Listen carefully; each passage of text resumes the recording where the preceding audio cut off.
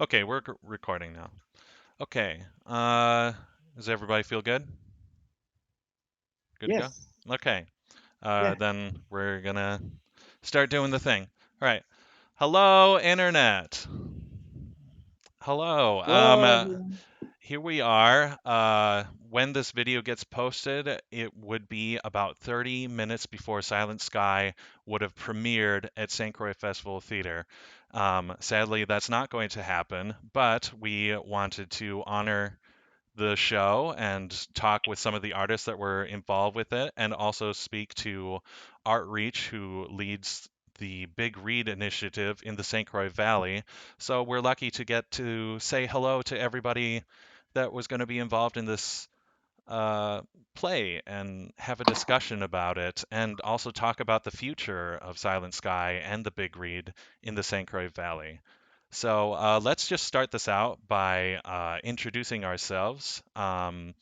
We all see different panes of who's in what position, but I I see who everybody else is going to see. So I actually see Tracy at the start. So Tracy, go ahead and introduce yourself and what you were going to do for Silent Sky and where you're broadcasting from. My name is Tracy Ledford, and I am broadcasting from Murphy, Texas, near Dallas. And I was to direct Silent Sky. Cool. I'm Isaac Bont. I was going to play Peter in Silent Sky, and I am broadcasting from St. Croix Falls, Wisconsin. Brooke, you're next. My name is Brooke Smith. I was going to play Margaret in Silent Sky, and I am broadcasting from Bristol, Tennessee. Okay, Megan. Hello, my name is Megan Hanks. I would have been playing Annie in Silent Sky, and I am coming to you from Buckeye, Arizona. That's about 40 minutes west of Phoenix. Jason. Hi, everyone. This is Jason Richards. I am the Executive Artistic Director at St. Croix Festival Theatre. I wasn't in the show. I wasn't going to direct the show. I wasn't going to get to have any fun with the show. But I did select the show that we're doing and then made this wonderful cast come together and then had to tell them that we weren't doing the show. So those are the things that I've been doing. And I'm coming to you from St. Croix Falls, Wisconsin. Okay, Heather. Hi, I'm Heather Rutledge. I'm Executive Director of Artreach St. Croix. I'm the grant writer and sort of the program wrangler behind the Bigread in the St. Croix Valley. And I'm coming to you from Stillwater, Minnesota. Emily.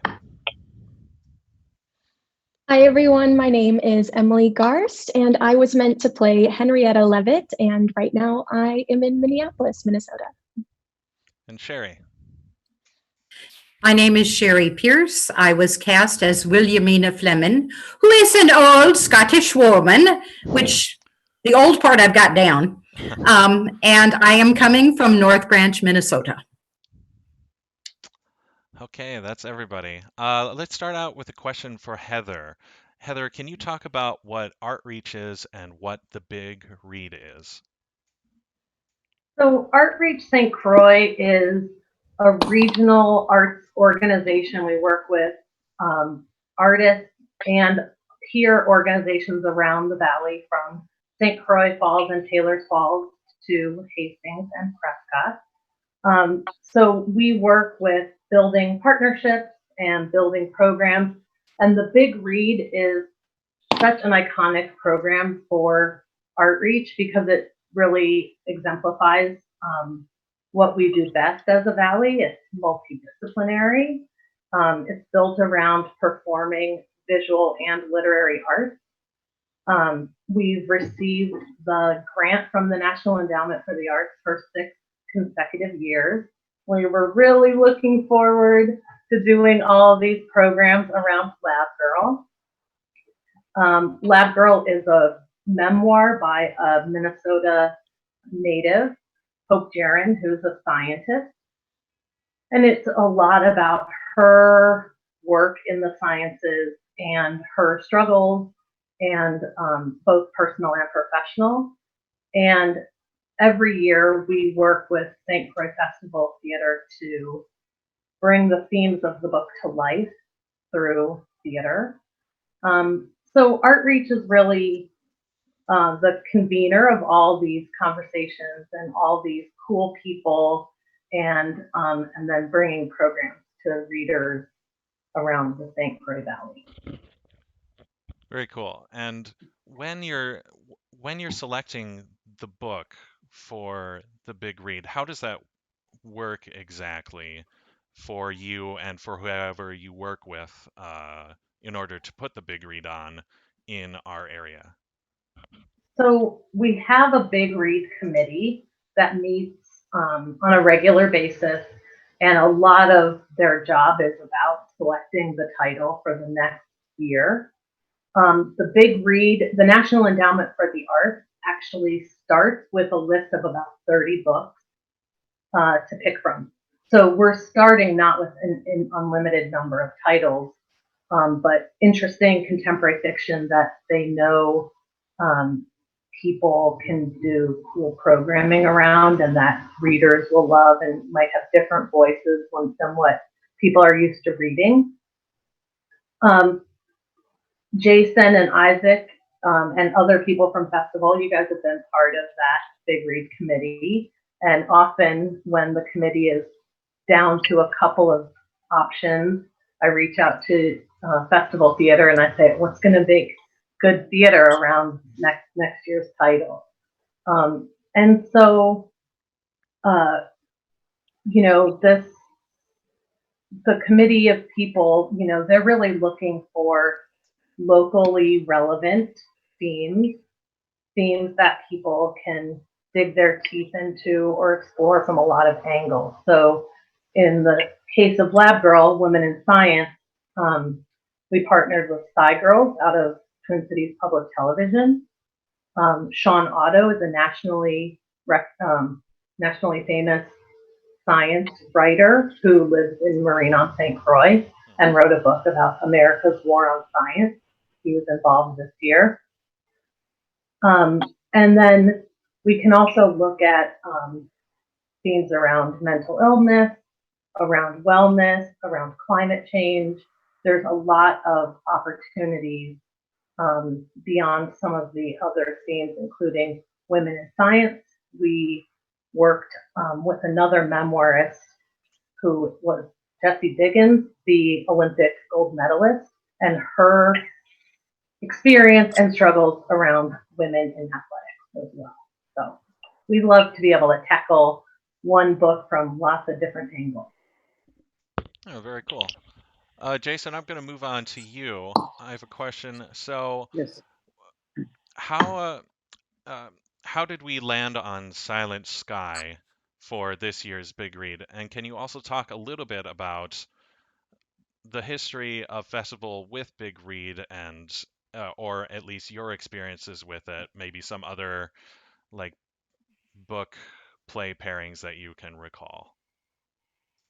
Yeah, as Heather was saying, the main thing about Lab Girl is women in science, and so we wanted to hook into that as much as we could with Silent Sky, which is about a woman in science and her struggles with trying to have her discoveries her own and named as her own. She was living in a time where when she, as a female, made a scientific discovery, she was told to wait until a man could say, we've actually made this discovery. And so she had a lot of controversy to overcome, the same that goes through with Lab Girl. And so there's a lot of parallel between that, especially like in Lab Girl, she's from Minnesota and she was in the scientific field, and in Silent Sky, Henrietta Leavitt is from Wisconsin, and she was in the scientific field. So there's a lot of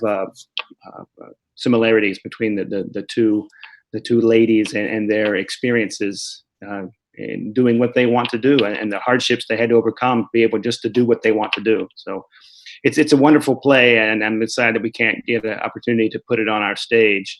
I think it's a well-written play, and it represents a better look at humanity because of the play. So it's a shame we can't do it, but maybe another year. Yeah. And like you said, we've been involved with Bigread for several years now. We did the book Station 11 last year, I believe. And then we did Shakespeare's Greatest Hits to go along with that, which is very much a parallel to that book as well. There was a group of artists who traveled around in that book and put on Shakespeare plays and played classical music.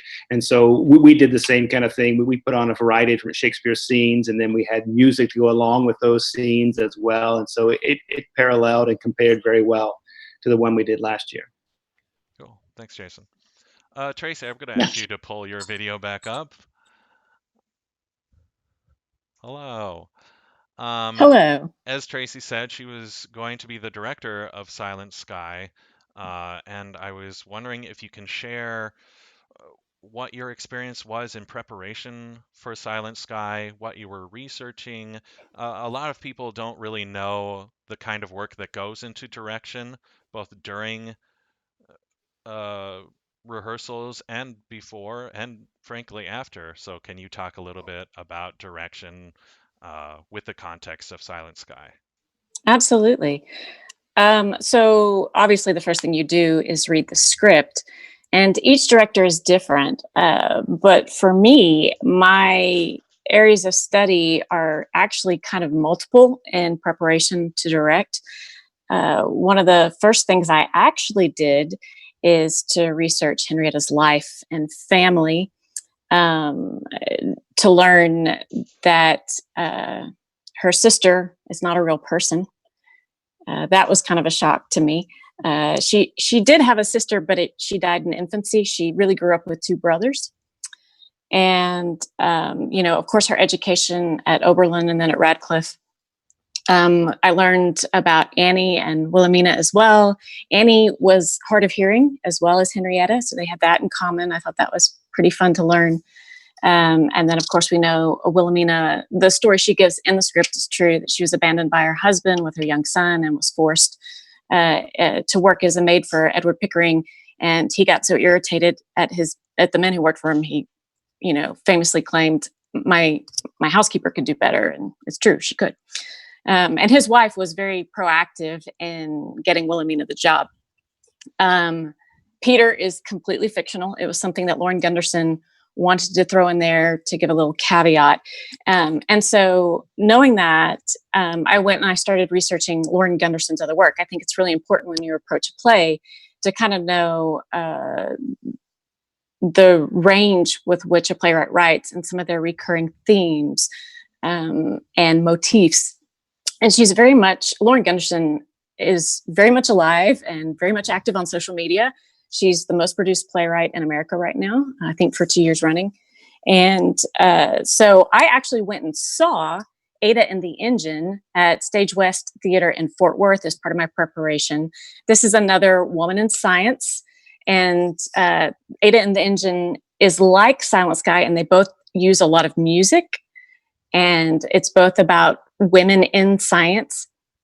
And then I also read Amélie, La Marquise de Châteaubriand Defends Her Life Tonight, because that's also about a woman in science. And each of these women are in different fields. Henrietta's in astronomy. Ada was in mathematics. Amélie was in physics, I believe. But also each of them kind of had forbidden loves, if you will, or unrequited loves, or unworkable love relationships, and all of them died young. So there's plenty of crossover between these plays. And I also read a lot up on other theaters who have produced Silent Sky. I've looked at photos from other productions. I did a lot of research on the time period, which include costumes, props, technology. I did a lot of research on the hearing aid for some reason, because I was really curious how that worked and if we could get a real one. And then you do like the nuts and bolts of it. Did a scenic breakdown where trying to decide what locations were on set at the same time, because it's not a realistic piece. And you have Wisconsin and an ocean liner in the middle of the ocean, as well as Harvard Observatory all on stage at the same time in any particular scene, and trying to problem solve how are we going to do that in the space we're given in St. Croix Falls at Festival Theatre. and then I also worked a lot on preliminary sound design choices. Hmm. And we had already started discussions with our design team, and we had come up with a scenic design that I think we were all really happy with. We had some really great ideas for lighting design and putting Edison bulbs out over the audience to represent the stars. That was going to look really cool. And then I did some research on pronunciations for Cepheid variables. It's really interesting because Americans and Brits pronounce it differently. You'll see people say Cepheid instead of Cepheid. And Magellanic Clouds, I wanted to make sure we said that right. And there are many different people interviewed about Henrietta Leavitt, and they all say her last name different, but it's Leavitt for sure. So that's some of the stuff that I had done, as well as just letting my imagination run wild on how are we going to stage certain moments and how are we going to block it in our space and how to create that distance. There's a lot of letter writing that goes on in Silent Sky. And so how do we get this sense of distance and separateness and isolation with these characters using such close proximity in the space that we have? So that was pretty much the basis of my research that I did, and trying to learn. I think as a director, you should know an awful lot, but also be prepared to say, I don't know, let me look that up, and accept whatever your collaborators bring to you. And also to know what Gunderson changed for the sake of dramatization, because there's a lot of not truth in her play as well. So yeah, I hope that answers your question. Definitely. Thank you, Tracy. Let me pull up Emily, if you can pop back in. Yes, hello. Hello, Emily. Emily was going to play Henrietta. Can you talk about your preparation as well as your experience with Silent Sky as it was starting to come up? Yeah, absolutely. I think I'd like to sort of bounce off of a lot of the things that Tracy, our director, was saying. It's really fascinating to finally get to hear her speak on her vision for the show and hear all the preparation she was doing. And I honestly, a lot of the preparation I was doing was similar. I wouldn't say there's like a huge wealth of information on Henrietta. However, definitely interesting to find out which parts of the play were more fabricated for purposes of entertainment. For instance, Henrietta's relationship with Peter, or my character's relationship with yours, Isaacs. Right. I really did not realize that was not going to be a real thing. And likewise with her sister, Margaret. I think both of those additions definitely added a lot of value to the story. So I understand why she did those things. But I think what I was most excited about for this show was absolutely the fact that Henrietta was such a strong and passionate advocate for women in science, for her colleagues that she worked with every day, and the courage that she exhibited constantly to prove that she was worthy of the same accomplishments of the people who were telling her what to do. And there was another part in the play where she spoke about her not being able to fulfill, I guess, her legacy, because she knew that she wouldn't be able to complete her work as she was struggling with cancer. And I believe it was her sister in the play that said, but that's what a legacy is that you pass the torch to someone else. Like, she had done so much with that group of female computers and, the men as well, who were able to apply her work and really help everything come to fruition. And her legacy is still living on today. And I think we owe her a lot in terms of where we are for astronomical advances and all of the technology we use today. It's really in part thanks to her. And I would have been honored to portray this incredible woman on stage. And I hope one day I will get to do that again. Yeah, I hope so too. Brooke, let me pull you up. Hi, Brooke. Hi.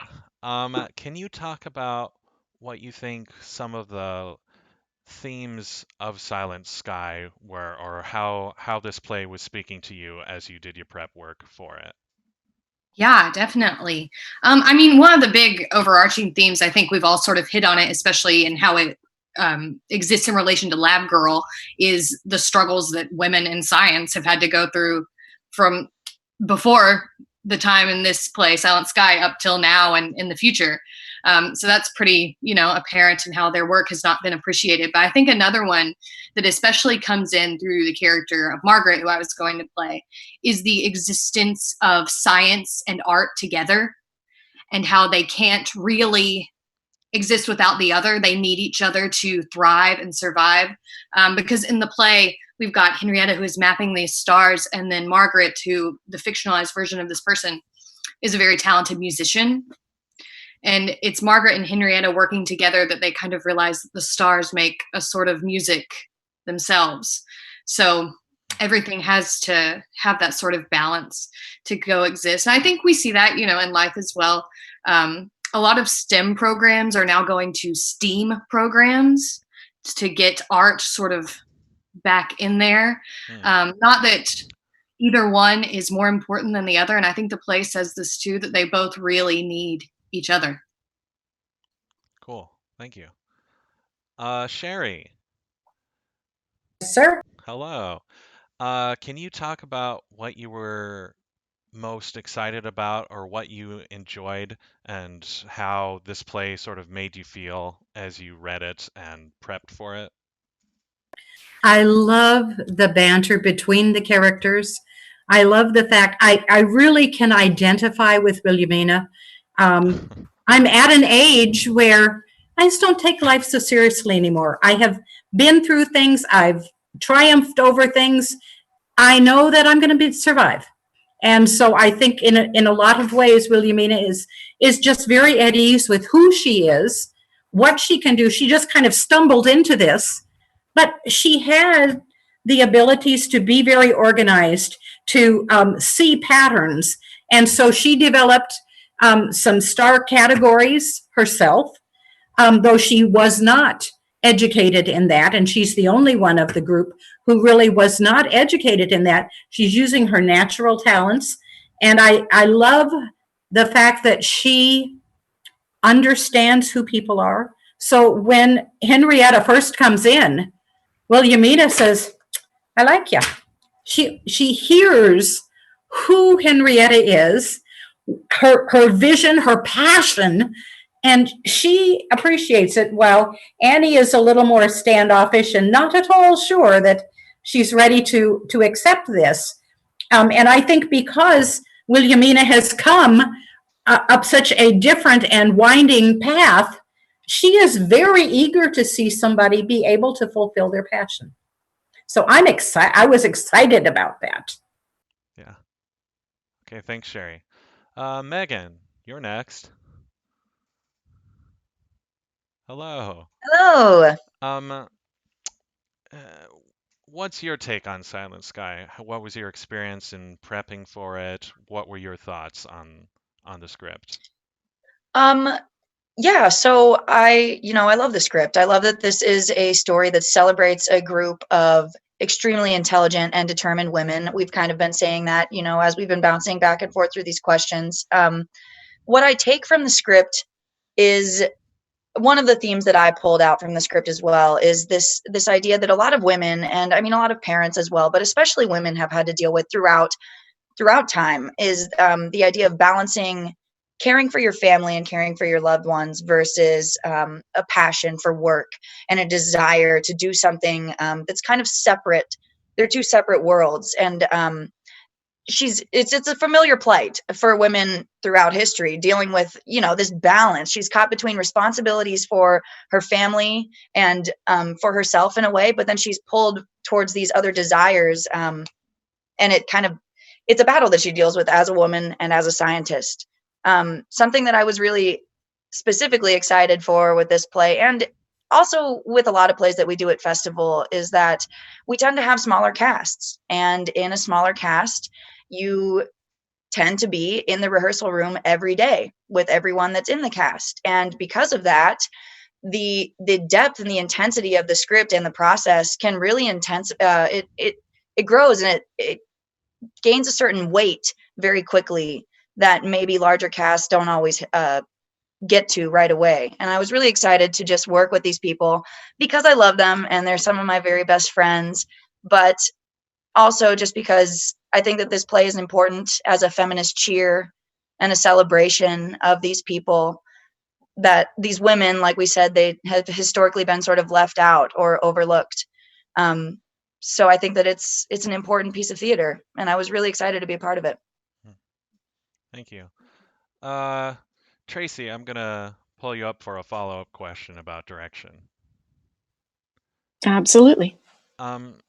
So for every, well, maybe not every theatrical production, but most theatrical productions, there's a table read, and the director gets to the director directs in everything, obviously, but they sort of have the first words to share about a play with the cast when it gets started. And I'm just curious what you were thinking about as far as what you wanted to share with the cast right as we were going to get started.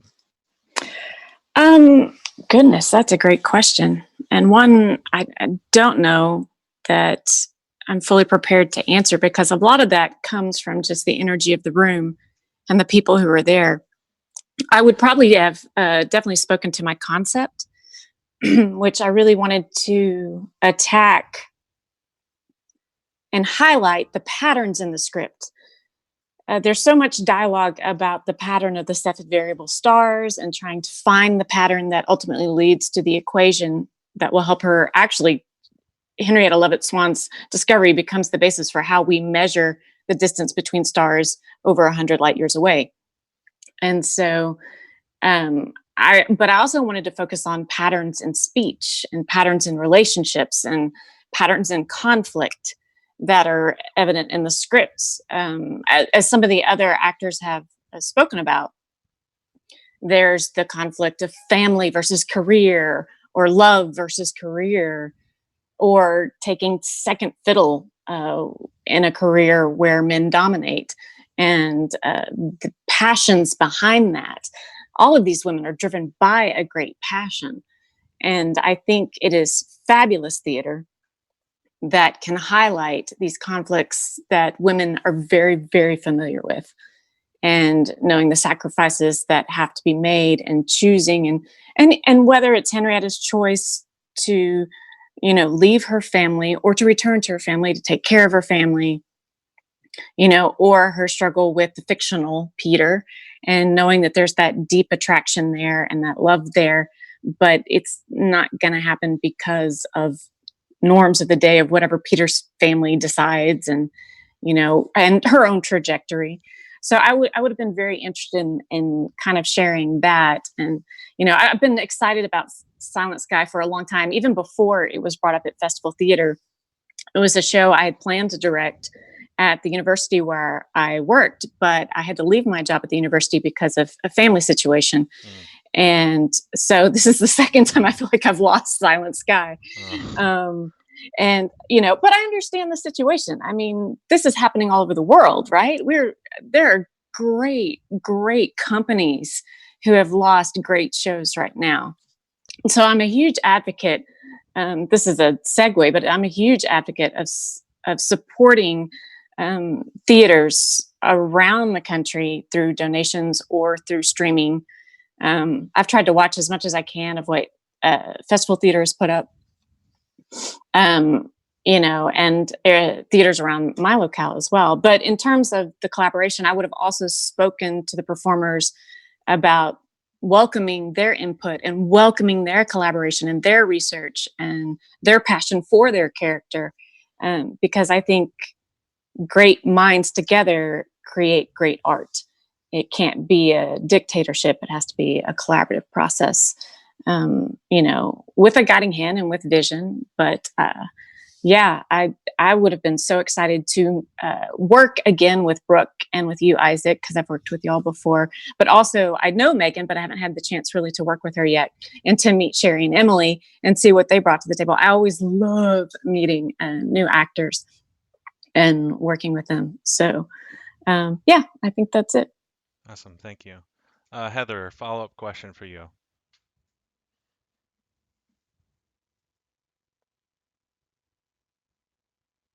Heather? I'm here. I just didn't hear you Oh, it's say all my good. It's name. all good.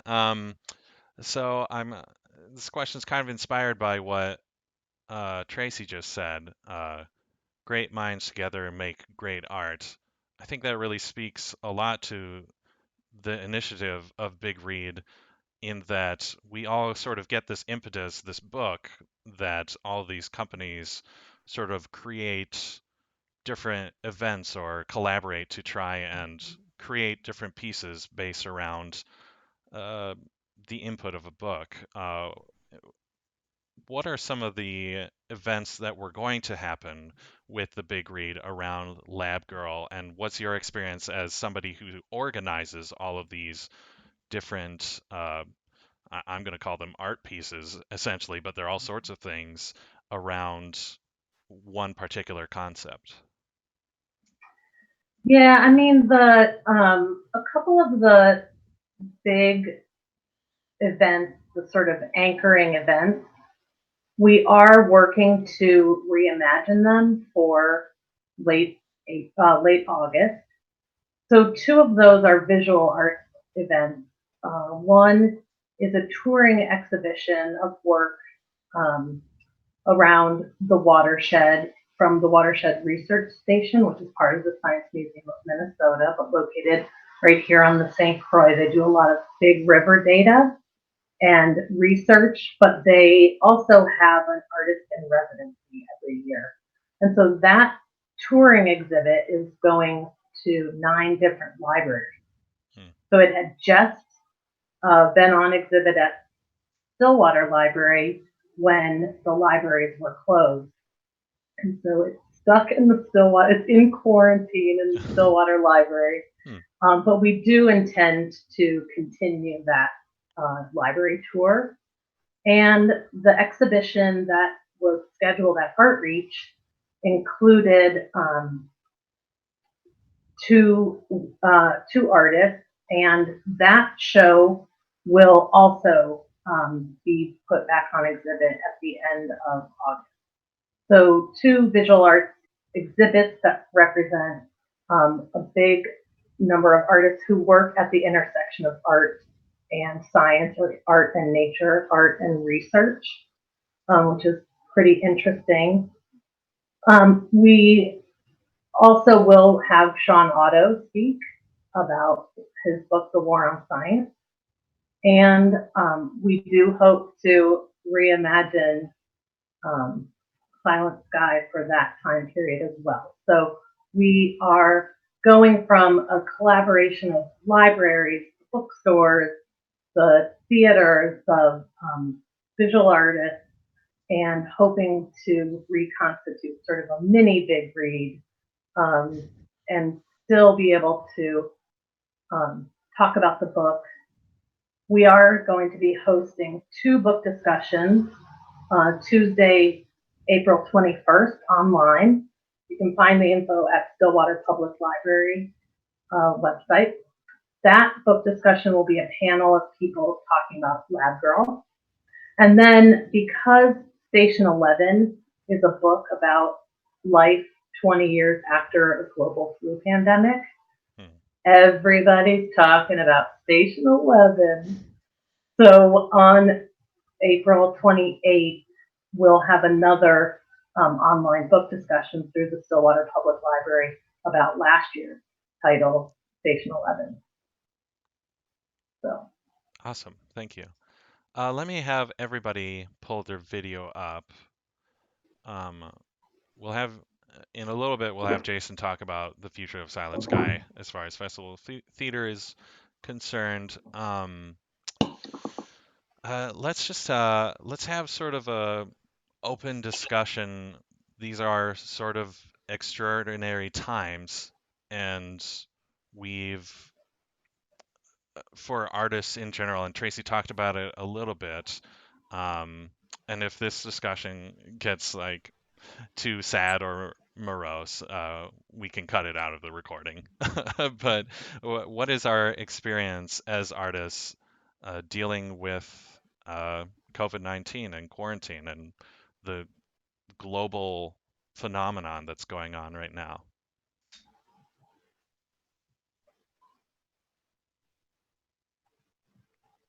Yeah, Jason. Well, we here at Festival Theater, we're still trying to produce art, entertainment, distraction, something that we can do that's within our grasp, within our field, that we can offer to our community during this time of uncertainty. If you can tune in to our Facebook page or to our website and see something normal-ish, then I think that helps. It helps you to kind of put your feet on solid ground at a time when nothing seems to be solid right now. So I think it's important that we keep putting content out there.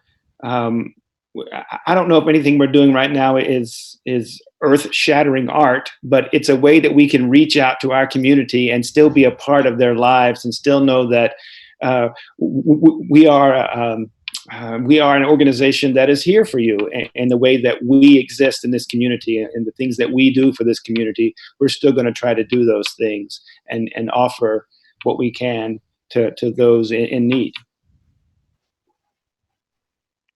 Brooke. Yeah, I definitely agree with Jason just on the importance of, still being out there and putting things out into the world the best way we can. Some days I feel pretty hopeless, because theater is not film intentionally. There's something that's very special about getting to go to the theater and be with these other people and see real people on stage in front of you that you don't get with film. And now that we're all sort of pivoting to filmed things, there's obviously a loss there. But there's been some great things that I've been able to see online that I wouldn't have. I know I told, we had a company meeting earlier today, and I told some people I saw the National Theater's production of Jane Eyre, and I just loved it. And it was like a life-changing theater for me. And I probably would have never gotten to see that if they hadn't posted that online, because I don't frequently travel to England. So that was great. And I'm learning new things, like learning how to edit videos so that I can keep pushing content and things like that. So there's still some things, to be gained, and there's still beautiful art to be seen while we're in this sort of holding period that we're in. So that keeps me hopeful and keeps me going. Nice. Tracy.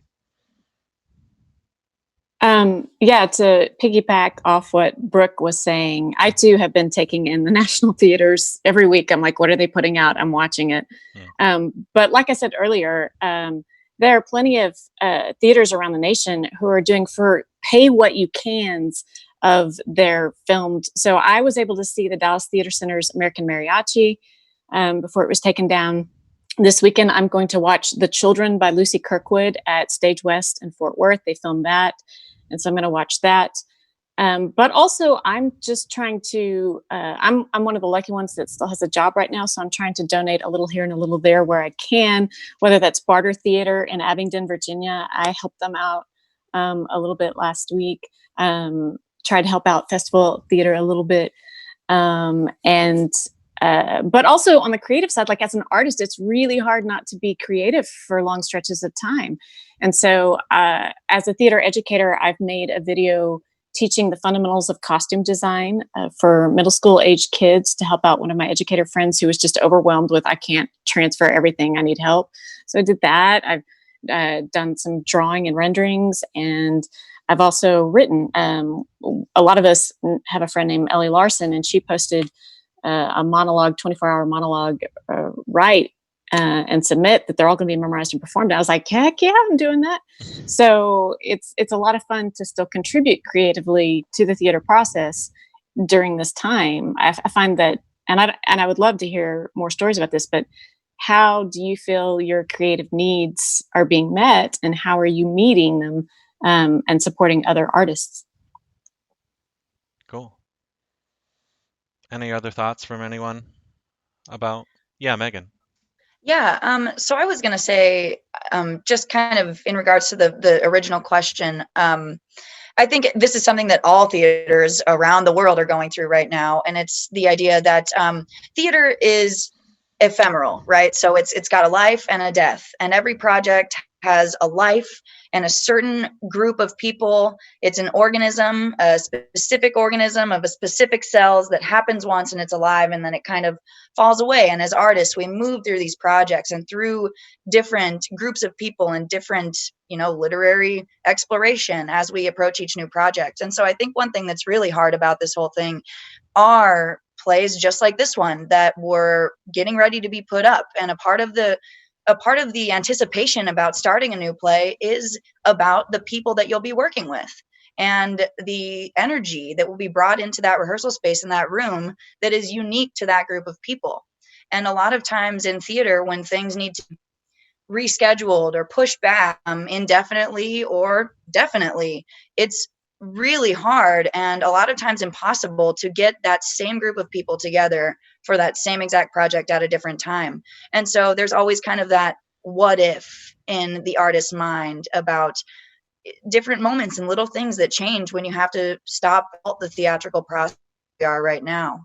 And I think that especially me and a lot of other artist administrators around the world, the desire to be creative right now is overwhelming, but it's kind of pushed back against with an administrative necessity where it's a lot of number talk, it's a lot of business talk, and talking about loans and grants and forming relationships with other people. So it becomes much more business oriented right now. And I think that personally, I'm just holding focus for my love for creativity behind those things when it seems a little bit hopeless, or you're wondering whether or not the work is going to be worth it if we're going to push back anyway. But yeah, I guess that's sort of an answer for you. I think that we're all kind of relating to right now. And yeah, I'm just focusing a lot administratively and trying to produce some funny content because we have to, just like Brooke was saying, stretch ourselves in these weird ways to create video content that we're not usually used to doing. But I don't know, you get some great bloopers out of it, some great memories. So that's been fun. Yeah. Emily. Yeah, so just going off of what everyone has been saying, it's definitely, honestly, a really heartbreaking time to be an artist, really of any kind. And I guess personally, right now, I'm doing my best to take care of myself, obviously, so that I can take care of others. But with what I've got, I am trying to reach out to my other artist friends where I know their shows have been canceled or postponed. I have a friend out in Utah who's creating a video game and composing songs, and a way that they are kind of able to sustain themselves right now is by requesting, maybe like $1 or $2 on Venmo, so they will write a song for each individual person. Like each tune is a reward in their video game. They're like a bard incarnate. It's very fun. And you just do what you can with what you have and stay sane.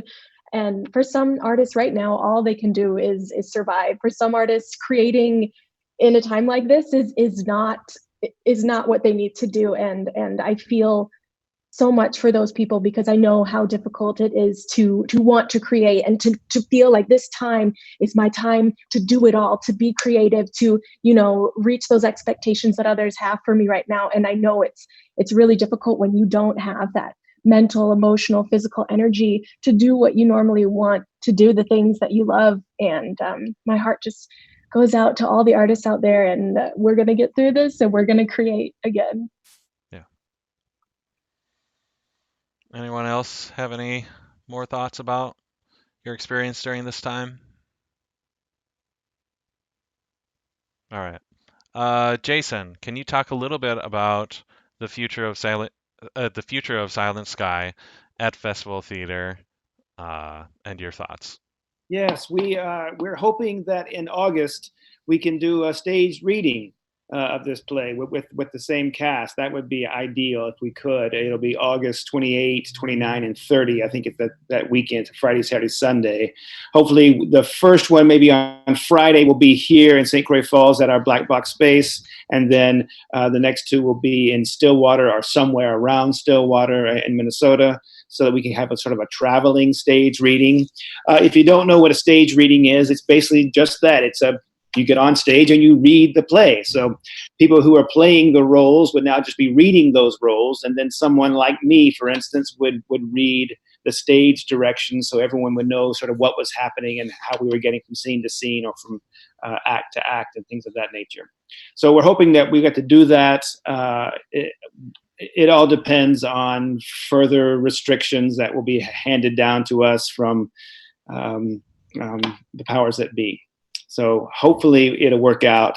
It's a tentative, penciled-in event that we're going to be doing in August. So more to come on that. Awesome. Yeah. All right. Well, thank you everyone for tuning in and sharing your thoughts. Yeah, go ahead, Heather. I'm just going to do the funder credit for NEA Bigread in the St. Croix Valley, if you don't mind. Yeah, my go for little plug that the NEA Bigread is a program of the National Endowment for the Arts in partnership with Arts Midwest, which is located in the Twin Cities. At its heart, the Bigread is really about sharing the joy around sharing a good book. And NEA Bigread in the St. Croix Valley is presented by Artreach, but in conjunction with program partners, including Valley Bookseller, St. Croix Festival Theatre, the Stillwater Public Library, and 16 library branches between Taylor's Falls and Hastings. Nice. Awesome. All right. Well, thank you all so much for tuning in, and we hope you as the audience are staying safe and healthy, and we're all in this together. Thank you. Thank you. Bye, everyone. Thank you. Bye. Bye.